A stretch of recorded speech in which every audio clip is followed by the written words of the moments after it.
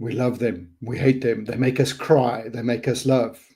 They make us do all sorts of strange things.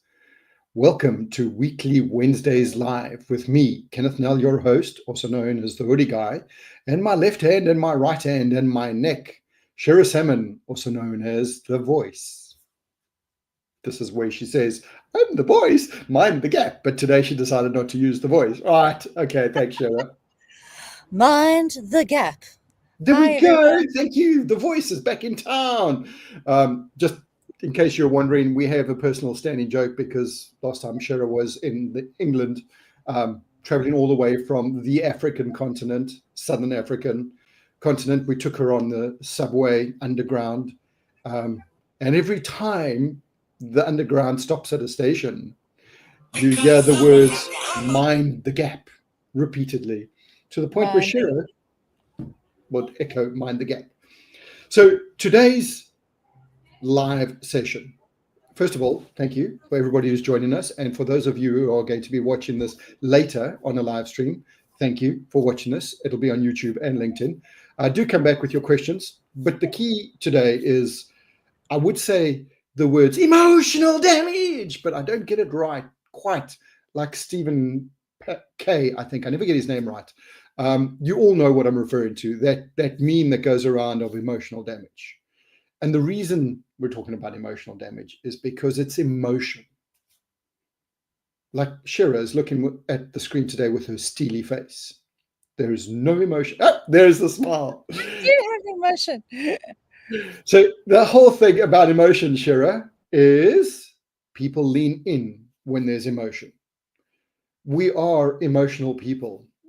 We buy on emotion, and then we defend the purchase with logic. Now think about that for a second. Most, if not all, your initial decisions are based on the chemical reaction in your gut. Emotion. So what is Should this? be in your bank balance, but it starts with a feeling.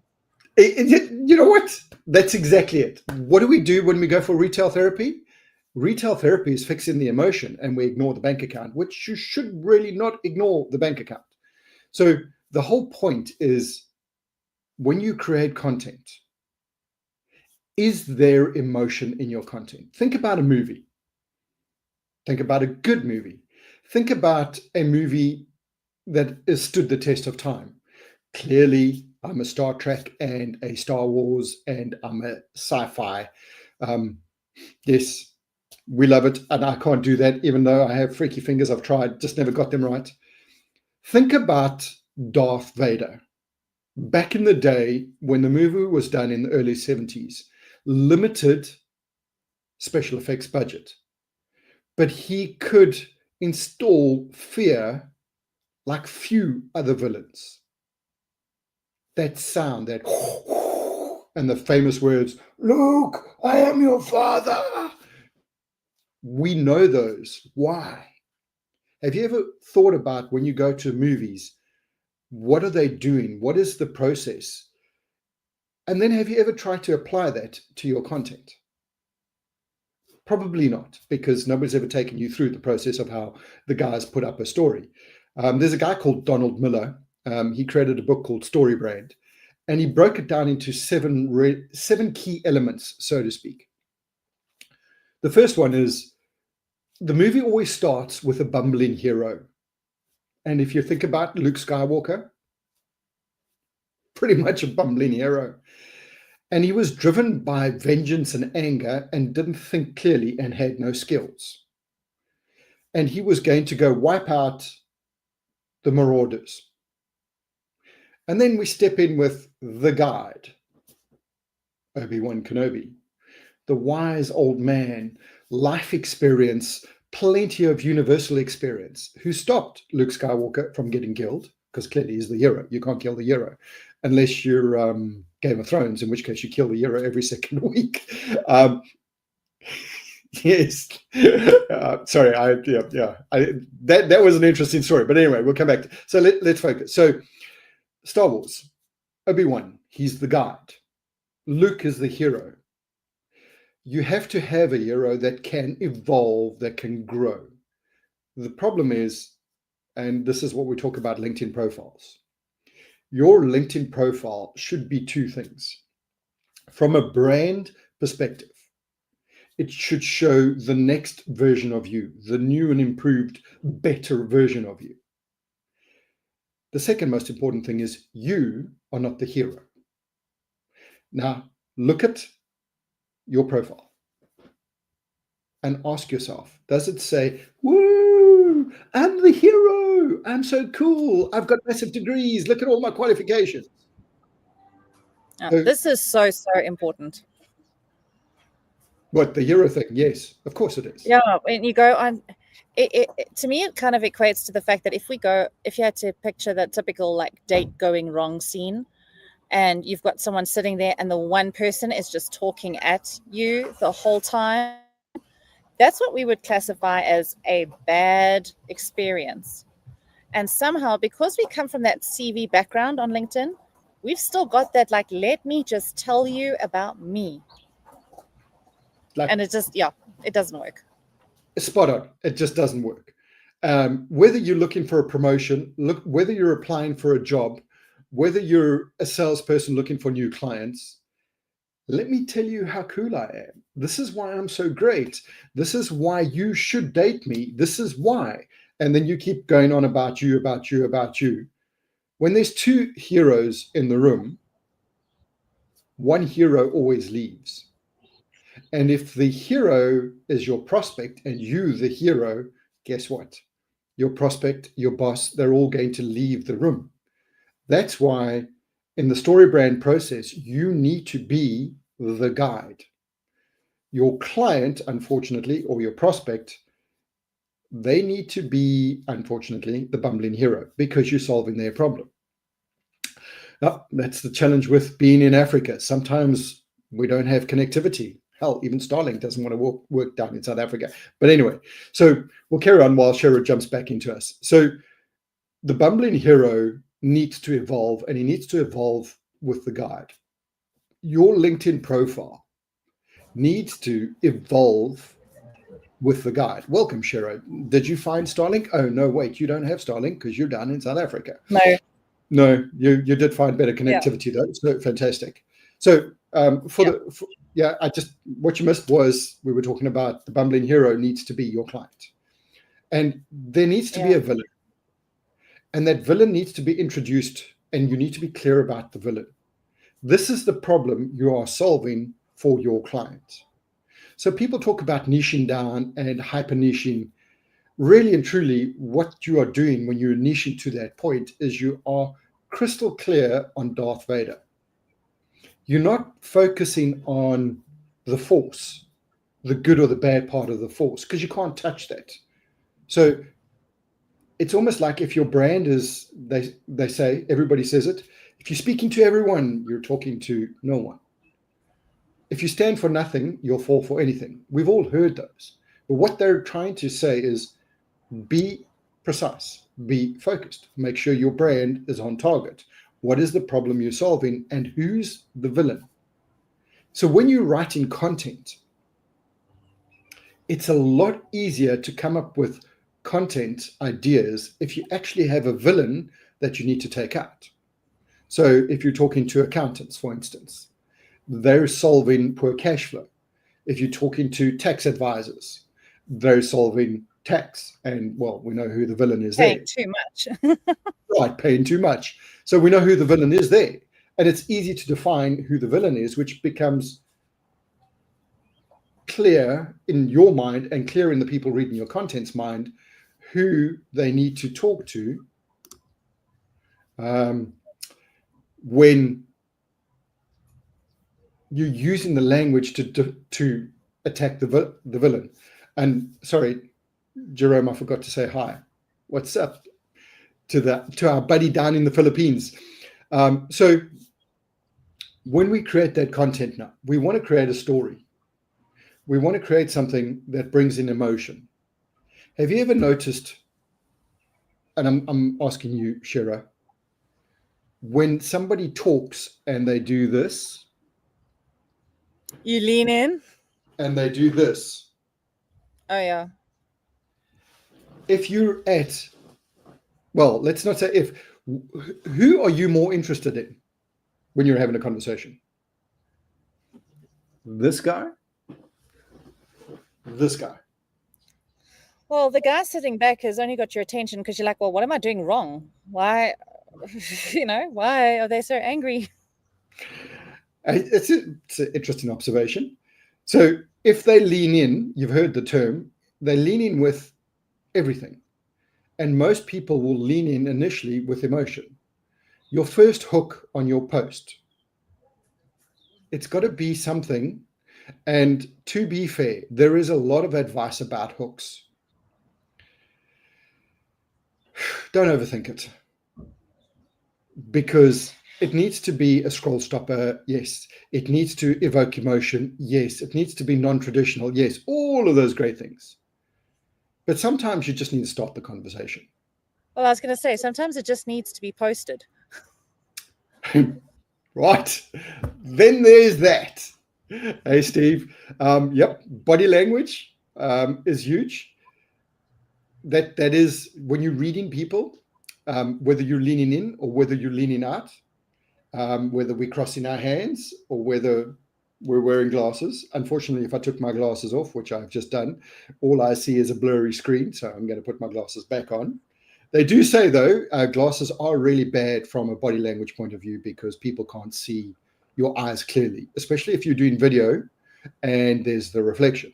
So occasionally I'll do video and then I have to guess where the stop button is. And that's why sometimes on my videos, you see me going like a blind man, because I am a little bit. You are blind. Yes. So coming back to the story, the emotion. When you write content, if you think about who your hero is, if you think about the fact that you are a guide, who's your hero's villain, and how is the problem you're solving for your hero as a guide transforming their lives? Yes, Shira. So I think just to make it quite like very practical and very clear. So I was having a conversation with someone last night and I asked him, who is his ideal client? And he said, everyone, because everyone can. I was like, it's never everyone. So when we broke it down, so they do specific construction, excavation, that sort of stuff. I'm like, so you want companies that have money. You need companies that have budget to be putting in new floors, building new buildings, adding warehouses. If you look at someone who wants to use your service privately, I'm like, it has to be a homeowner. They're probably going to be someone between their 40s and 60s who has like a fairly good job, who's in management, who can afford to add onto their property at the moment.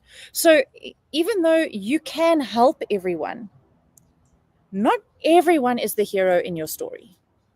So Absolutely. even though you could possibly assist them, that's not everyone that you're talking to. So if we look at it, say, for example, now with our business, so we're in LinkedIn. We can't come in there and be like, well, our business is the hero. The hero is you. It's what you're trying to do. It's what you're trying to sell. And it's the problem that you're solving for somebody else.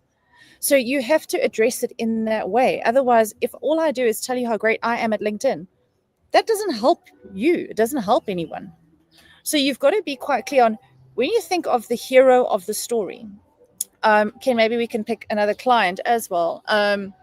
So if we look at, we're working right now with an author.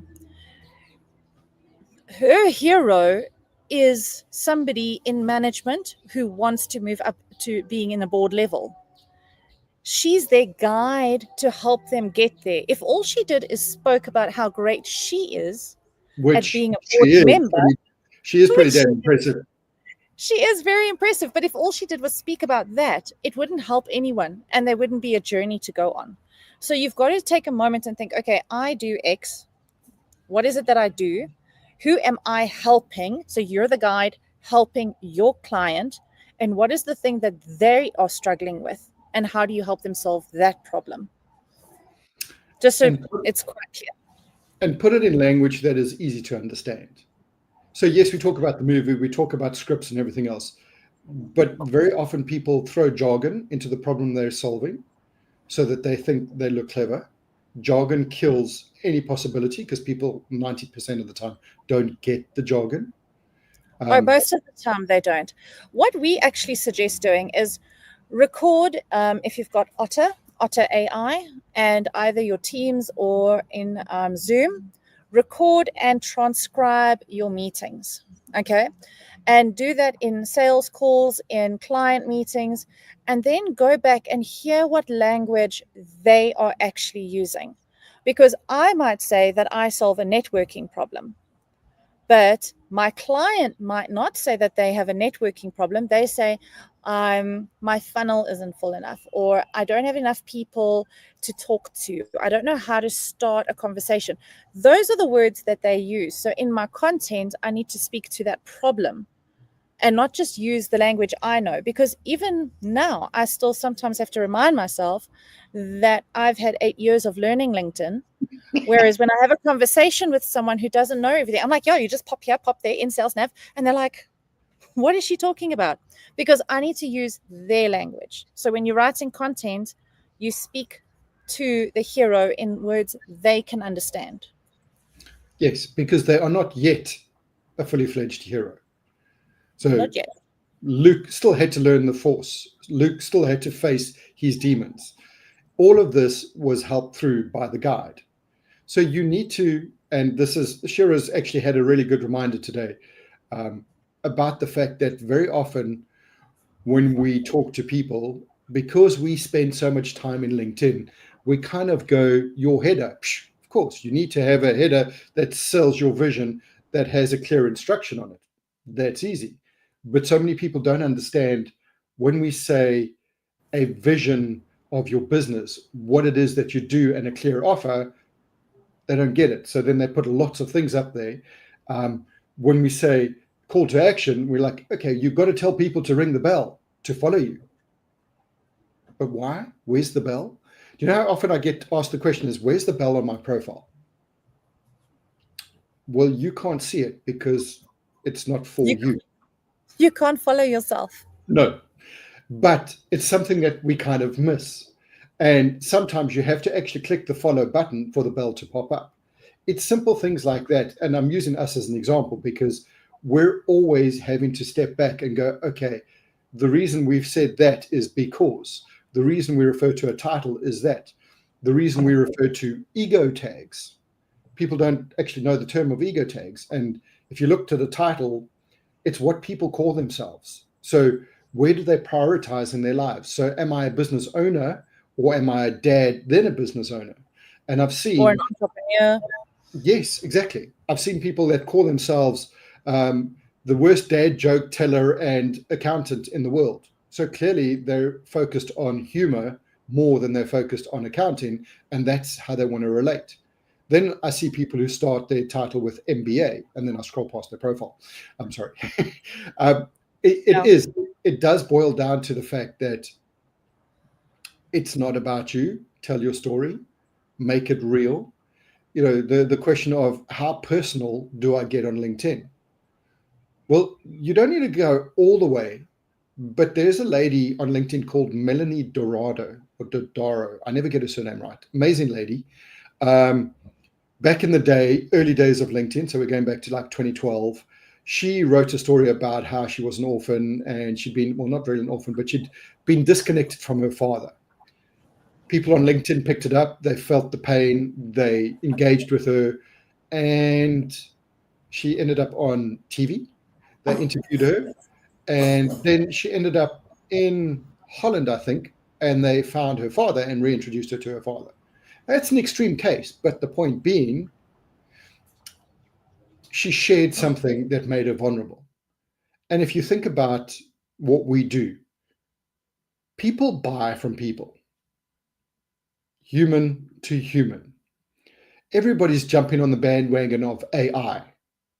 I got a great question from Steve the other day about verifying yourself as a human being. It's kind of a joke if you think about the whole thing as I'm verifying myself as a human being.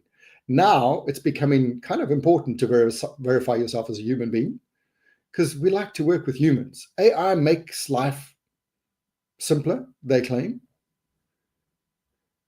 Everybody, and I mean like bar none, on all the comments when I go through, you can see AI comments And you can also see the reply to AI comments, 0. It's like guys standing in a pub and going, I'm great, you're great, this is awesome. Well, you're a robot, we don't want to talk to you. And then every now and then somebody will have a conversation, jump in on the conversation, and they'll go, human, and then we'll talk to them. And I think this is why it's become so important today. If you can, to verify that you're a human being, or at least prove you are. Like, unfortunately, Shira is stuck in Southern Africa, where none of the passports have ID, what do you call them, RFID tags. So it's impossible for her to verify herself as a human. The alternative? Go on, Shira, what's the alternative? Well, just show up as a human, because I can't verify myself. I show up in pictures, in selfies, in videos, and I'm physically there. And that's why LinkedIn rewards you for selfies, rewards you for videos, personal videos that are not too polished, because at the end of the day, you've got to remember, you're telling a story to get people to lean in. The reason you want them to lean in is you want them to resonate with your emotion. Do we share the same sense of humor? Can we have a conversation? If we can't share the same sense of humor, are we going to have a conversation? Or is it going to be a hard sell? And I'm not for selling. I'm all for problem solving. The whole point of networking is to say, hi, what's your problem? How's your problem? If I know what your problem is, sure, then I can say, okay, well, that's your problem. What do you think? How can we solve it? And collaborate. But it only works if there's common ground. Would you agree, Shira? Yeah, and I think one of the conversations that we had was so important today, where someone said, well, I've been on LinkedIn and I just feel like there's no personality on LinkedIn because everything is AI generated. And the nice thing about having the AI is it gives you a starting point, but you can use that to then put in your personality. For example, if you read a post and you're not quite sure what you would say in response, you can put that through AI. But that should be the starting point. That isn't your comment. That helps you get over the blank screen, blank space. I don't know where to start with this. It helps you to start, but it's not what you should post at the end. That should be your little bit to start working around with. How would I say it? And what I've actually been doing is asking people to say their comment out loud. So Ken's got a whole thing where he comments with voice to text. And even if you don't have the voice to text option, which most people should have, but actually say what you would, it's a networking conversation. So when you show up, join the conversation. It's like if you were standing in a room full of people and everybody was networking and they were discussing a topic that you actually found interesting, because you should be commenting on stuff you actually like, or engaging and writing content about stuff you actually enjoy. When you're standing in that circle of people at a networking event and something that you like gets discussed, you jump in with a natural flow of your thoughts. And at the end of the day, if someone's going to connect with you, it's because they like you. So you want to have more of you, more of your personality, more of your emotion on the page. And the thing is, we all have good days, we all have bad days. So we should share that, but it is within the professional sense. But if you think about, if you're in an office with someone, you will still tell them that you had a crappy day or you had a brilliant day and why. And it might relate to a client, but you're still going to have a little bit of your voice in there. Absolutely. You still have water cooler conversation. You still go to the coffee or the canteen or whatever and make a coffee and you'll talk to somebody. Yes, occasionally you might tell them you went for sushi, but you're definitely not going to show them selfies of the sushi. And that is what people are looking for. They're looking for something that they can hook into, some way that they can resonate with you, relate to you. They're always looking for a way to do something. And as long as you're remembering you're talking to a person, it'll be okay. I see all the time the commenting thing. We're all talking about commenting. Yet I go to people like Jasmine Alec. I go to people like Alex Hormozy. I go to people like Justin Walsh. I mean, they got 1,000 comments. That is a noisy networking room. Well, you would think so. But I would say 98% of the people are all standing on the edge of the room shouting at the author and ignoring the conversation. Yeah. Ooh, look at me, I'm so cool. Hey, look at the comment I just left. Oh, I did the comment because, well, I got told I got to do 10 comments a day. It's kind of like you can't just go through the motions. I mean, if you saw a pretty girl or a pretty guy or a pretty partner, you wouldn't just go through the motions with a little checklist, go, say hi, ask what you do for a living. So, Shira, what do you do for a living? And then when she answers, like she works on LinkedIn, instead of me picking up the conversation, I go, next question. I just ignore the answer and go, so where do you live? How many children do you have? There's a TV show on Netflix called Resident Alien. I feel like a lot of people think they're aliens talking to aliens. If I was having a conversation with anybody and I asked them a question, the odds are very answer. They would answer. So when somebody... And the thing is, you're also allowed, and Ken, this is something that we've picked up with a lot of people where they're scared to comment or they're scared to post because people are going to see you. The thing is that you're doing it to be seen. And it's okay to show your personality. You want people to notice you. You want to be part of the conversation. So even though it is sometimes a little bit nerve-wracking to show your personality, if you're like me and you love a crazy GIF, you want to attract your crazy GIF people. And that's a good thing. I've said it before, and I will say it again. Always remember the 25% rule. 25% of people hate you. It doesn't matter what you do. Write them off. 25% of people are looking for a reason not to like you. That's cool. Ignore them. 25% of people are looking for a reason to like you, but you've got to work hard. Yeah. And then there's 25% of people who like you the way you are. And when you look at LinkedIn with 1.4 billion people, I don't know, it's like 350 million people who like to continue with the movie. The odds are in your favor. The odds are very much in your favor of meeting good people, only if you get seen.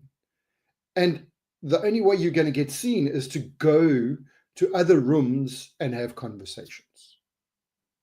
If you don't join in another conversation, nobody's going to see you. So what if somebody trolls you? Block them and get rid of them. Don't take it personally. Take it personally and let it go. But move on, because there are trolls. So, these conversations, we're always here on a Wednesday to have these conversations. We always store the streams on YouTube. So please go ahead, share it with your friends, like it, subscribe to the channel, and join the conversation. It's very important that you join the conversation, particularly if you want to grow the business and boost your career. The odds are in your favor if you do show up, say hi, and join the conversation. And Ken, to add to that, it's also the fact that what you're doing and what you want to sell is important. There's someone out there that needs what you're doing. So share. Absolutely. I mean, there's a pizza shop that is going to make you the perfect pizza. You just have to find them, and they just need to find you. Somebody's got to show up. Somebody's got to stick their hand out and say, hi, my name is. And that's what LinkedIn is all about. Yes, Shira's going to say. Slim Shady. Yes, there we go. So, folks, I want to say thank you very much for joining us this week. Please come back next week. Next week, we're going to be talking in depth about commenting and some of the new things that are or have been seen in the wild on LinkedIn. And yeah, bring a friend. Let's join the conversation. If you have any issues with LinkedIn, always remember, Shira and I are here to help out and have a conversation.